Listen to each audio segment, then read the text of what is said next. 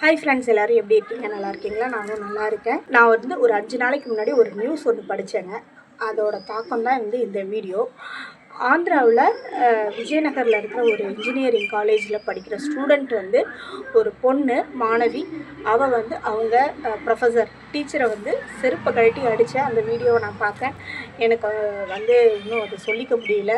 காலநிலைகள் எப்படி மாறிடுச்சு பாருங்கள். அதை பற்றி நான் என்னன்றதை உங்களுக்கு டீட்டெயிலாக இப்போ சொல்கிறேன். நான் இப்போ நாங்களாம் ஸ்கூல் படித்த காலகட்டங்களில், அதாவது 90களில் எங்களோட பேரண்ட்ஸ்லாம் நாங்கள் வீட்டில் ஏதாவது ஒரு கம்ப்ளைண்ட் பண்ணுறோம் அப்படின்னா உடனே நீ என்ன தப்பு பண்ண அப்படின்னு சொல்லி தான் கேட்பாங்க. இப்போ மேலே தவறே இல்லாட்டினா கூட டீச்சர்ஸ்கிட்ட கண்டிப்பாக பேசும்போது நீங்கள் என்ன வேணாலும் அடிங்க, எப்படி வேணாலும் உதைங்க, என் பிள்ளைய நல்லபடியாக கொண்டு வாங்க அப்படின்னு தான் ஒவ்வொரு பேரண்ட்ஸும் சொல்லுவாங்க. ஆனால் இப்போ இருக்கிற காலகட்டங்கள் என் பிள்ளைய நீங்கள் எப்படி அடிக்கலாம் அப்படின்னு சொல்லி கேட்குறதோடு மட்டும் இல்லாமல் சும்மா ஒரு சின்ன வீக்கமாக இருந்திருக்கும், இல்லை அந்த குழந்தை நல்ல வழியாக வரணுங்கிறதுக்காக தான் அந்த டீச்சர்ஸும் பனிஷ்மெண்ட் கொடுத்துருப்பாங்க. நம்மளே இவனுங்க ரொம்ப டார்ச்சர் பண்ணுறானுங்க, பசங்க ரொம்ப வாழ்த்தனம் பண்ணுறாங்கன்னா என்ன பண்ணுவோம், நம்மளே அடிப்போம் இல்லைங்களா? அதுக்காக அவங்க கெட்டு போகணும் அப்படின்னு நம்ம நினைக்க மாட்டோம். ஸோ அதே தான் டீச்சர்ஸுமே அதே பாயிண்ட் ஆஃப் வியூவில் தான் அவங்களுமே சப்போஸ் ஏதாவது அவங்க அடிக்கிறாங்க அப்படின்னா ஒரு சின்ன வீக்கமோ இல்லை ஒரு ரத்தமோ வந்துருச்சுன்னா பேரண்ட்ஸ்லாம் ஒரு போலீஸ் ஸ்டேஷன் போயிட்டு கம்ப்ளைண்ட் பண்ணுற அளவுக்கே போயிடுறாங்க. ஸோ அதனால் என்ன பண்ணுறாங்க, டீச்சர்ஸ் பாடம் நடத்துகிறோமா, அவன் படித்தா என்ன படிக்காட்டி என்ன அப்படின்ற ஒரு மைண்ட் செட்லேயுமே டீச்சர்ஸுமே போயிடுறாங்க. நமக்கு என்ன அப்படின்ற ஒரு சூழலை பெற்றவங்களே இப்போ இருக்கிற பேரண்ட்ஸே உருவாக்கிட்டாங்க. சரி வாங்க, இப்போ சமீபத்தில் என்னென்ன விஷயங்கள் நடந்ததுங்கிறத நான் உங்கள்கிட்ட சொல்லிவிட்டு அடுத்தது இதுக்கு என்ன ரீசன் அப்படிங்கிறத நான் சொல்கிறேன். நான் சொன்ன விஷயங்கள் சரியாக தவறான்னு நீங்கள் எனக்கு கமெண்ட் போடுங்க. அதாவது அந்த பொண்ணு காலேஜில், ஆந்திராவில் இன்ஜினியரிங் படிக்கிற அந்த பொண்ணு காலேஜில் ஃபோன் எடுத்துகிட்டு போயிருக்கா. உங்களுக்கே தெரியும், ஸ்கூல் காலேஜஸில் ஃபோன் நாட் அலௌட், ஓகேங்களா? அப்போ நாட் அலௌடுங்கும்போது கண்டிப்பாக நம்ம அந்த ரூல்ஸ் அண்ட் ரெகுலேஷன் எல்லாருக்குமே பொருந்தும். நம்ம அதை ஃபாலோ பண்ணி தான் ஆகணும். ஃபோன் எடுத்துகிட்டு போனால் என்ன பண்ணுவாங்க, கண்டிப்பாக அங்கே இருக்கிற டீச்சர்ஸ் அந்த மொபைலை பிக் பண்ண தான் செய்வாங்க, ஓகேங்களா? அப்படி தான் இந்த பொண்ணு ஃபோன் எடுத்துகிட்டு போயிருக்கா. சார் பார்த்துடுறாங்க. உடனே நாட் அலௌடு, நீ யூஸ் பண்ணக்கூடாது, போகிறச்ச வாங்கிக்கோ, வீட்டுக்கு போகிறச்ச நீ வாங்கிக்க அப்படின்னு சொல்லி வாங்கி வச்சுக்கிட்டாங்க. அந்த பொண்ணுக்கு உடனே கோவம் வந்திருக்கு. ஓகே அப்படின்னு சொல்லிட்டு நம்ம இருந்திருக்கணும். நீ எப்படி வாங்கலாம் அப்படின்னு சொல்லிட்டு செருப்பை கழட்டி அடிக்கிறா. எனக்கு அந்த சீன் பார்த்துட்டு ஒன்றும் சொல்லிக்கவே முடியல.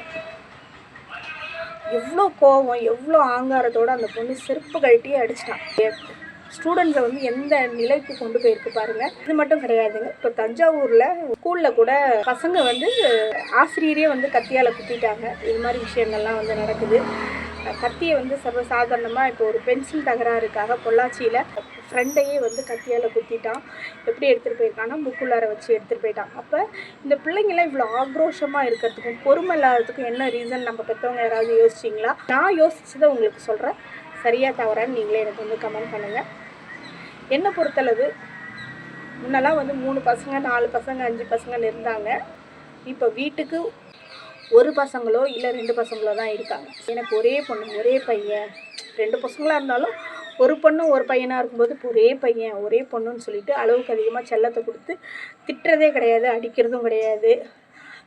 பொண்ணு என் வீட்டில் மகாராணி மாதிரி இருக்கட்டும் அப்படின்னு சொல்லி வளர்க்குறதா இருக்கட்டும், என் பிள்ளை ஒரே பையன், நான் எந்த ஒர்க்கும் விடக்கூடாது அப்படின்னு சொல்லி அவங்க வளர்க்குறதா இருக்கட்டும், அந்த மாதிரியான விஷயங்கள் தான் இந்த பிள்ளைங்களுக்கு கேட்டவுடனே எந்த பொருளும் கிடச்சிருது. ஒரு விஷயம் கிடைக்கல, ஒரு 10 நாள் அவங்கள கேட்க வைக்கணும். ஒரு பொருள் கேட்குறாங்க அப்படின்னா ஒரு 10 நாள் நம்ம கேட்க வைக்கலாம்.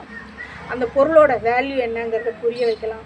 வேலைகள்லாம் கொஞ்சம் கொஞ்சம் செய்ய விடலாம், திட்டலாம். இப்படி இருந்தால் தான் பசங்களுக்கு மெச்சூர்டு இருக்கும். முன்னெல்லாம் ஜாயின்ட் ஃபேமிலி, எல்லாரோடையும் ஒரு 10 பேர் இருப்பாங்க, 5 பேர் 6 பேர்னு இருப்பாங்க, ஒரு மெச்சூர்டாக வளருவாங்க பசங்க. ஆனால் இப்போ எல்லாருமே செப்பரேட் ஃபேமிலி தான்.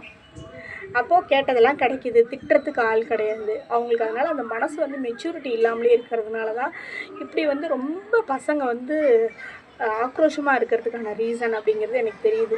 ஸோ நம்மளே வீட்டில் திட்டி வளர்க்கணும், சரிங்களா? ஒரு பிள்ளை தான் அப்படின்னு சொல்லிட்டு வேலை விடாமல் திட்டாமல் கொல்லாமல் வளர்த்தோம் அப்படின்னா வெளியில் போய் அந்த பசங்களால் சர்வைவ் ஆக முடியாது.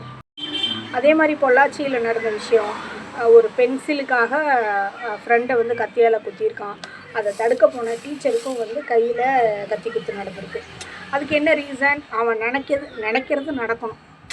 இப்போ பிள்ளைங்களுக்கு நம்ம அவங்களுக்கு வேண்டியதெல்லாம் நம்ம டக்கு டக்குன்னு ஒரு பசங்க 2 பசங்கன்னு செஞ்சு கொடுத்துட்றோம். அப்படி இல்லாமல் பசங்களுக்கு புரிய வைங்க. ஒரு சில பொருள்லாம் நீங்கள் வேணான்னு ஃபீல் பண்ணிங்கன்னா அது குழந்தையிலேருந்தே அதை கொண்டு வந்தால் தான் நீங்கள் உண்டு. இல்லைப்பா இந்த பொருள் வந்து தேவையில்லை, கஷ்டமாக இருக்குது வீட்டில் அப்படிங்கிறத நீங்கள் வந்து சொல்லலாம். ஓப்பனாக நீங்கள் உங்கள்கிட்ட காசே கூட இருக்கலாம். ஆனால் அவனுக்கு அவன் கேட்குற பொருள் வந்து கிடைக்காத வழி வந்து அவனுக்கு தெரியணும். அவனுக்கு கேட்குறது எல்லாம் நம்ம வாங்கி கொடுத்துக்கிட்டே இருக்கும்போது ஏதாவது ஒரு பொருள் கிடைக்கல அப்படின்னா அவன் வெளியில் இப்படி தான் ஆக்ரோஷமாக தான் பசங்க வந்து இருப்பாங்க. பொண்ணுங்களாக இருக்கட்டும், பசங்களாக இருக்கட்டும்.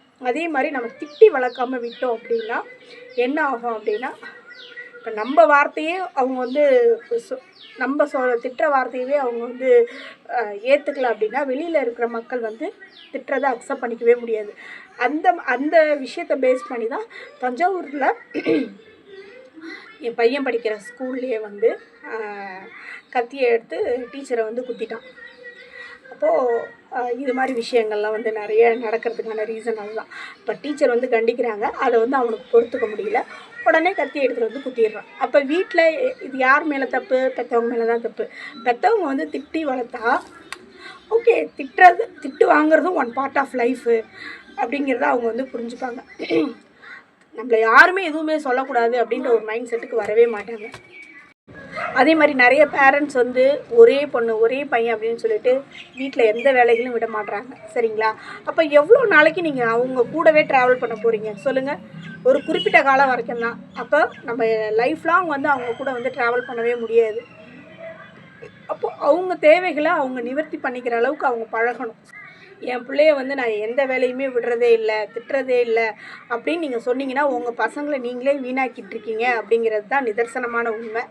ஸோ அப்கமிங்லேயாவது நம்மளே வந்து பசங்களுக்கு வந்து இந்த ஒரு மெச்சூரிட்டியை வர வச்சாதான். ஏன்னா இப்போ நம்ம இருக்கிறது எல்லாமே செப்பரேட் ஃபேமிலி. நீங்கள் சொல்லணும், தம்பி நான் திட்டுறதே நீ வந்து பொறுத்துக்கல அப்படின்னா நானும் கேட்பேன் என் பையனை, நான் திட்டுறதே பொறுத்துக்கலன்னா நீ வெளியில் போய் எப்படி தம்பி வாழ்வ அப்படின்னு சொல்லி நான் கேட்பேன்.